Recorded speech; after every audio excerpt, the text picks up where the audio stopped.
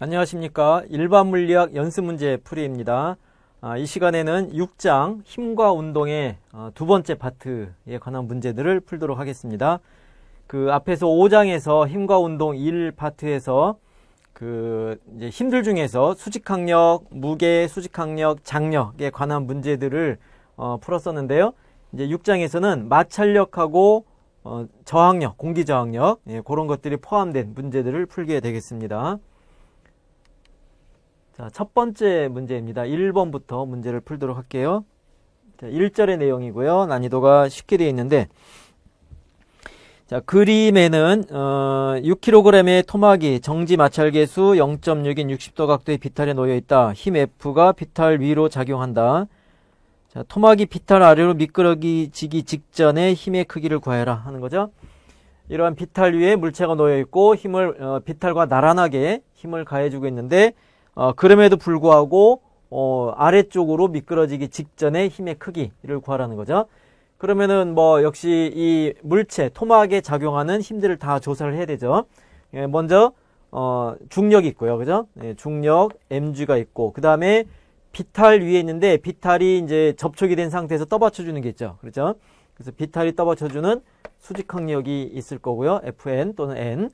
근데 이제 여기서는 마찰력이 있다 그랬어요. 그리고 정지 마찰계수를 제시를 해줬고, 그래서 힘을 이렇게 주고 있지만은, 안 움직이다가 미끄러지기 직전의 상황을 얘기를 하는 거죠. 근데 미끄러지기 직전이 어디로 미끄러지냐면은 아래로 미끄러지기 직전이죠. 그죠? 그러면은 그 얘기는 뭐예요? 힘 F를 가했지만은 중력 때문에 아래로 미끄러지려고 하는 그 힘이 더 커지는 순간 이제 아래쪽으로 미끄러지기 시작하는 거죠. 그래서 이 토막하고 이 비탈면 사이에 마찰력이 있을 건데 그 마찰력의 방향이 아래로 미끄러지기 직전에는 그 미끄러지려고 하는 방향과 반대 방향이 되는 거죠. 그래서 위쪽으로 정지 마찰력이 작용하게 되는 거죠. 정지 마찰력의 방향은 정지 상태가 유지될 때 정지 마찰력인데 그 방향 자체는 미끄러지려고 하는 방향과 반대, 그렇게 판단해야 되는 거죠.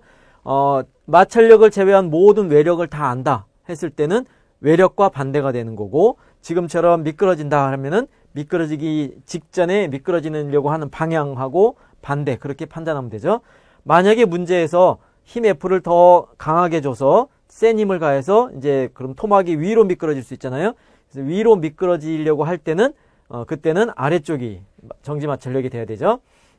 그러니까 결국 그 말은 뭐냐면 아래로 미끄러진다는 것은 이 마찰력을 제외하고 이 면과 나란한 방향의 힘 성분 중에서 중력의 성분이 있고, 그래서 mg의 요 힘의 성분은 얘가 세타니까 요 각도가 세타가 돼서, 그래서 사인 세타가 되죠. 그 다음에 요거는 이제 수직한 성분은 mg 코사인 세타 이렇게 되는데, 이 빗면 방향으로 마찰력이 가해지는 이 빗면 방향으로 외부 힘이 mg 사인 세타하고 f가 있는 거죠. 그런데 이 둘이 방향이 서로 반대예요. 그래서 만약에 mg 사인 세타가 더 크다라고 하면 f 그러니까 나란한 방향의 r자임을 생각했을 때, 그래서 얘가 더 크다 그러면은 양의 방향이 되는 거고, 이때는 아래쪽이 되는 거죠. 그죠? 그러니까 아래쪽 외부 힘과 반대 방향, 위쪽의 정지 마찰력, 그렇게 생각할 수 있는 거고, 반대로 f가 더 이 mg 사인 세타보다 크다 그렇게 되면은 이 r자임 자체가 위가 되는 거죠, 위쪽. 그죠? 그래서 그때는 r자임의 방향, 외부 힘의 방향이 위이기 때문에 정지 마찰력이 아래가 되게, 그렇게 생각하면 되는 겁니다. 그래서 미끄러지려고 하는 방향을 가지고 판단하거나, 아니면 정지 상태가 유지되어 있는 상황에서 마찰력을 제외한 외부 힘의 방향, 그것을 가지고 마찰력의 방향을 우리가 생각할 수 있다는 거예요. 자, 마찰력이 등장하기 때문에 마찰력의 크기에 관해서는 이제 이 수직항력이 관여를 하죠. 그래서 이제 6장에 들어와서 문제를 풀려면은 이 접촉면과 수직한 방향의 힘에 대해서도 조사를 해야 돼요.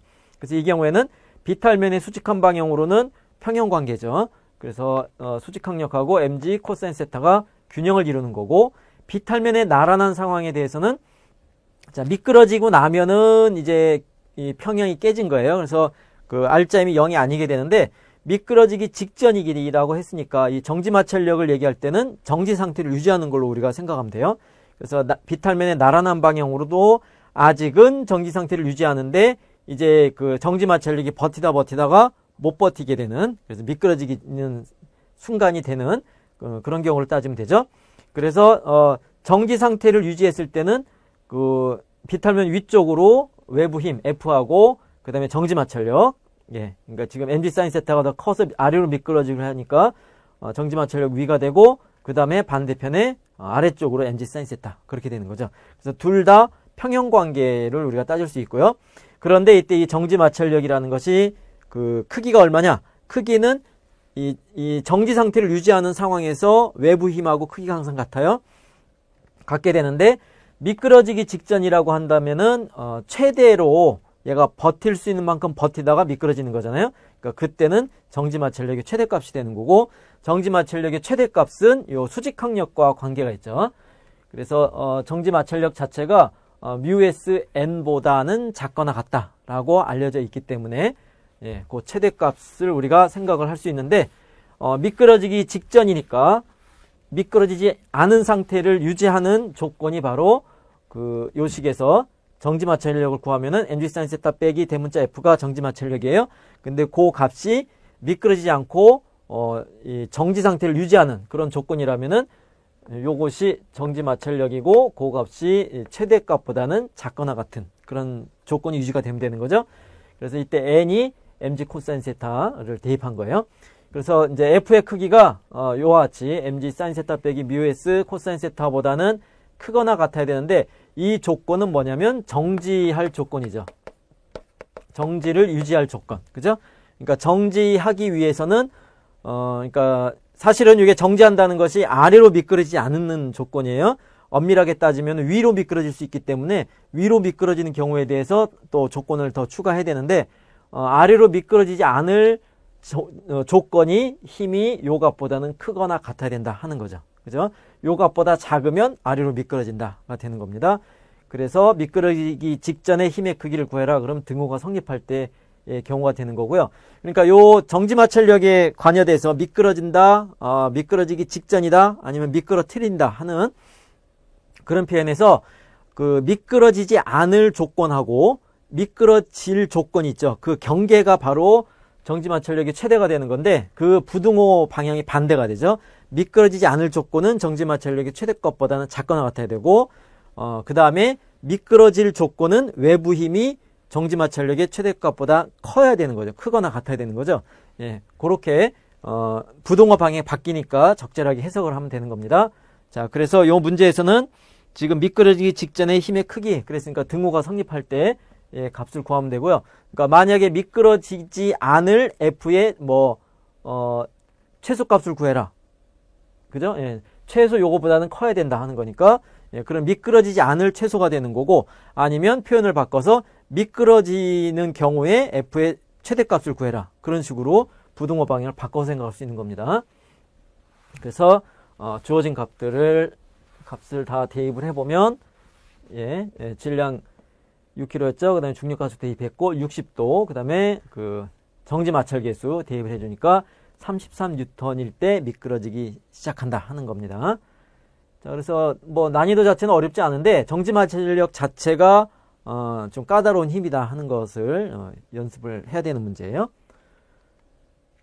그러니까 이제 1번 문제에서는 아래로 미끄러진 경우에 대해서만 딱 하고 끝났는데, 사실은 이제 이 문제에서 우리가 생각할 수 있는 건 위로 미끄러지는 경우도 생각할 수가 있어요. 예, 그것도 여러분이 한번 따져보기 바랍니다. 그러니까 위로 미끄러질 때의 F값을 구하고, 그렇다면 이제 거기서 추가로 우리가 분석해 볼 만한 것이 이 토막이 이 경사면 위에서 힘을 가했지만은 미끄러지지 않고 정지 상태를 유지할 수 있는 힘의 범위, 그죠? 예, 그런 것도 따져볼 수 있는 문제예요.